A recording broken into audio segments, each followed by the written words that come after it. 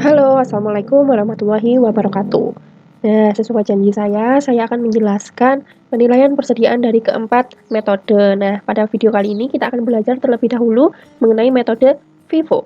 Oke, FIFO ini kepanjangannya adalah first in, first out. Nah, menurut metode ini, harga perolehan per unit barang yang dibeli atau masuk ke gudang kita pertama kali akan dianggap sebagai harga perolehan barang yang dijual atau keluar dari gudang kita pertama kali. Nah, di sini ada ilustrasi nih, ilustrasi gambarnya. Nah, di sini perusahaan awalnya membeli persediaan barang dagang seharga $1.000. Nah, ketika pembelian kedua harganya naik nih jadi $2.200. Pembelian selanjutnya seharga $3.600 dan pembelian terakhirnya pada periode tersebut adalah $5.200.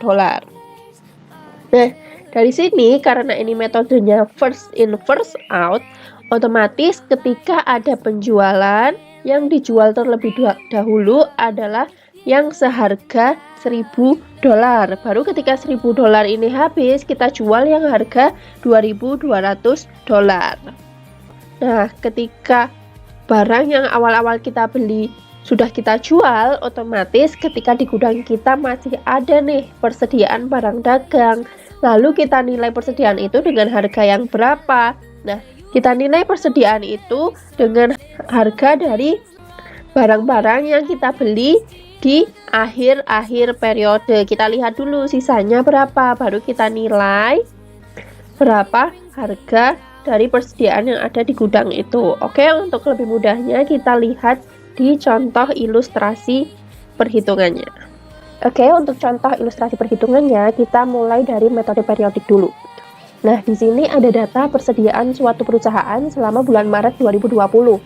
Nah, dari sini kita ketahui bahwa di bulan Maret tanggal 1 ada persediaan awal sebanyak 6.000 kg.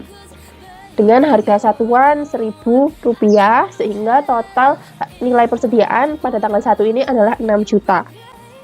Nah, di sini selama tanggal 5 hingga tanggal 30 ada transaksi pembelian persediaan. Sehingga di sini nanti persediaan kita akan bertambah jika di total hasilnya adalah 40.000 kg. Nah, di sini pembeliannya dengan kuantitas yang bermacam-macam dengan harga satuan yang juga bermacam-macam. Jika di total ada 40.000 kg, 40.000 kg ini merupakan barang yang tersedia untuk dijual oleh perusahaan selama bulan Maret 2020 senilai 50.600.000. Nah, di sini ternyata kan karena metode periodik, otomatis perhitungan persediaan di akhir periode nih. Nah, perusahaan setelah melakukan perhitungan fisik atas sisa barang tanggal 31 Juli 2017, ternyata di gudangnya masih ada barang yang tersisa sebanyak 8.000 kg. Nah, perhitungan harga pokok atau nilai barang tersebut akan tergantung kepada metode penilaian persediaan yang digunakan. Di video ini kan kita akan menghitung dengan metode FIFO. Bagaimana perhitungannya? Kita lihat di sini. Persediaan barang per 31 Maret 2020 pada contoh sebelumnya ini setelah dilakukan perhitungan fisik kan tinggal 8.000 kg. Oke. Jika berdasarkan metode FIFO, otomatis 80.000 kg itu dapat dari mana? Dapat dari 5 kg yang masuk pada tanggal 30 Maret 2020 dan selebihnya sebanyak 3.000 kg dari barang yang masuk pada tanggal 25 Maret 2020. Oke, kenapa dari tanggal 30 Maret dan tanggal 25 Maret? Karena ini metodenya adalah FIFO, first in first out. Otomatis ketika perusahaan punya persediaan barang dagang di gudang, sisa-sisa persediaan barang dagangnya itu adalah persediaan barang dagang dengan harga perolehan yang dibeli di akhir-akhir periode. Karena yang di awal periode ini sudah dijual ke orang lain persediaannya, otomatis persediaan barang dagang yang di awal-awal ini kan udah habis nih, udah keluar dari gudang, jadi sudah tidak ada di gudang. Otomatis yang tersisa di gudang adalah persediaan yang di akhir-akhir periode. Oke, tadi kan sisanya 8.000. Nah, 5.000 kita ambil dari yang tanggal 30 dulu nih, 5.000 kg dengan harga satuan 1.400.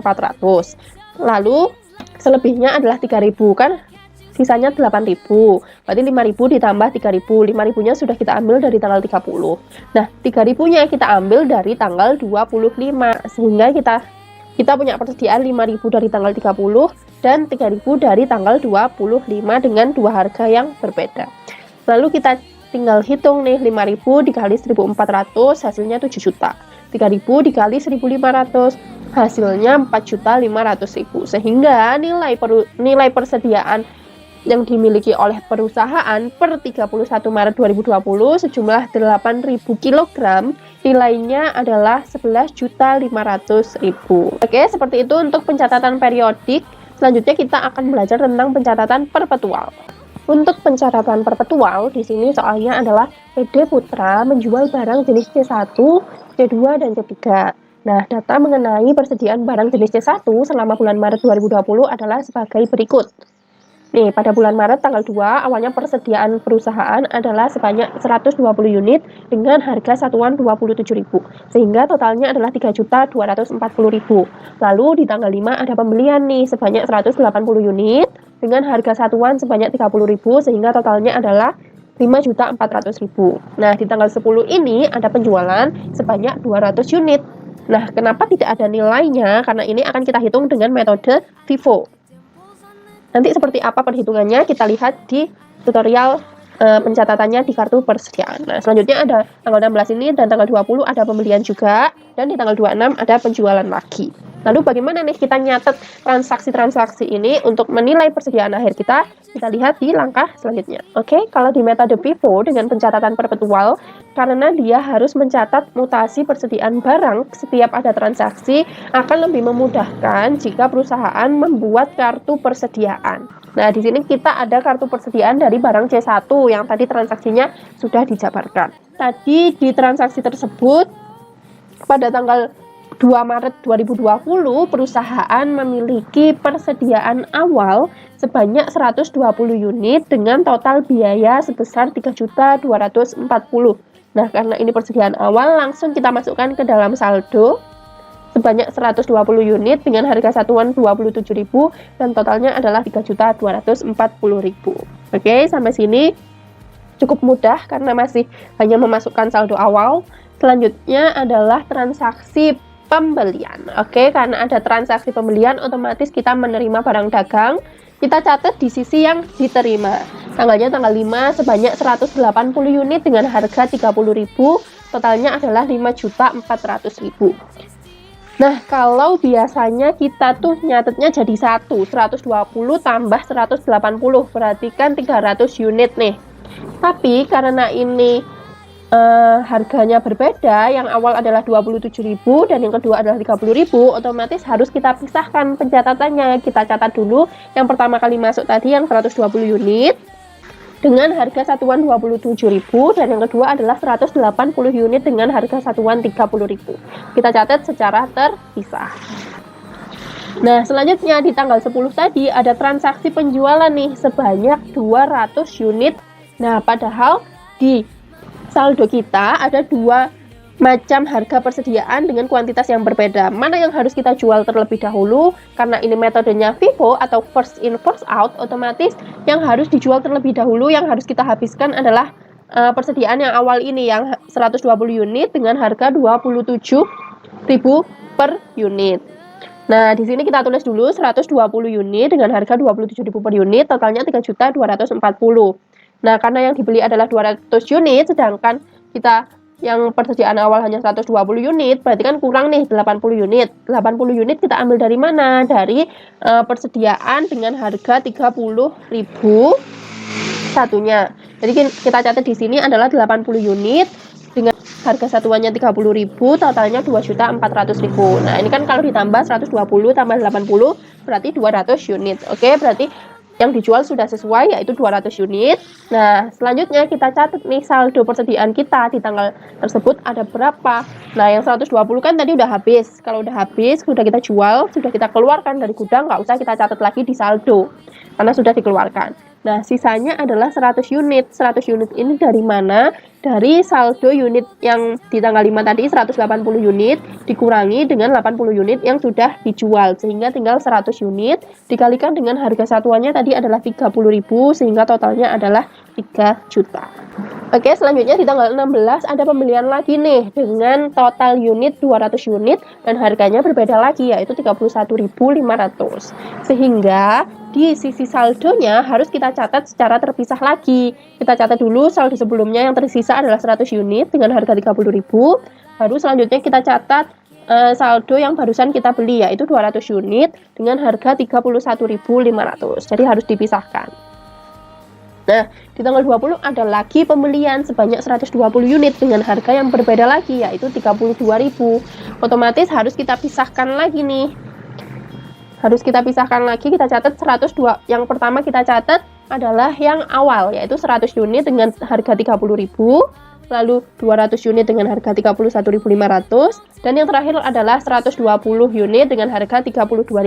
Jadi di tanggal 20 Maret ini kita punya 3 macam harga perolehan persediaan dengan kuantitas yang berbeda-beda. Nah, setelah itu di tanggal 26 ada penjualan. Jadi kita harus mengeluarkan barang dagang nih sebanyak 280. Mana dulu yang harus dijual adalah persediaan yang pertama kali masuk yaitu sebanyak 100 unit. Jadi ketiga ini kan yang pertama masuk adalah 100 unit nih dengan harga 30.000. Kita habiskan dulu 100 unit dengan harga 30.000, baru sisanya karena 280 berarti kan 280 dikurangi 100 kan 180.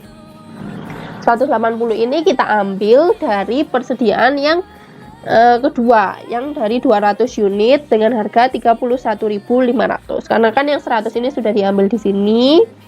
Sudah diambil di awal, dihabiskan di awal, lalu sisanya dari harga yang kedua yaitu 31.500.